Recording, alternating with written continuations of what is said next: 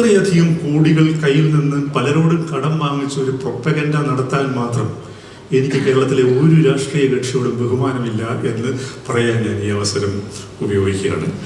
So ആക്ടേഴ്സിനോട് എല്ലാവരോടും എനിക്ക് വലിയ കടപ്പാടുണ്ട്. സിനിമയെക്കുറിച്ച് ഞാൻ ഒന്നും പറയുന്നില്ല. Let the cinema speak to you. പക്ഷേ ഒരു കാര്യം പറയാം, വലിയ മുതൽ മുടക്കുള്ളൊരു സിനിമയാണ്. അതിൻ്റെ 50% എൻ്റെ ബാധ്യതയാണ്.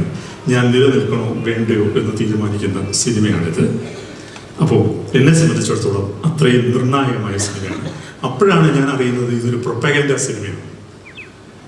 അപ്പോൾ ഇത്രയധികം കോടികൾ കയ്യിൽ നിന്ന് പലരോടും കടം വാങ്ങിച്ച ഒരു പ്രൊപ്പഗൻഡ നടത്താൻ മാത്രം എനിക്ക് കേരളത്തിലെ ഒരു രാഷ്ട്രീയ കക്ഷിയോടും ബഹുമാനമില്ല എന്ന് പറയാൻ ഞാൻ ഈ അവസരം ഉപയോഗിക്കുകയാണ്.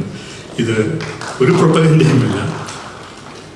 തീർച്ചയായിട്ടും സമൂഹത്തിൽ നമ്മൾ കാണുന്ന പല സന്ദർഭങ്ങളും പല ആളുകളുടെ ഷെയ്ഡ്സും ഇതിലെ കഥാപാത്രങ്ങളും ഉണ്ടാവും. പക്ഷെ 100% ഇത് ഫിക്ഷൻ ആണ് ഈ സിനിമ എന്ന് പറയുന്നത്.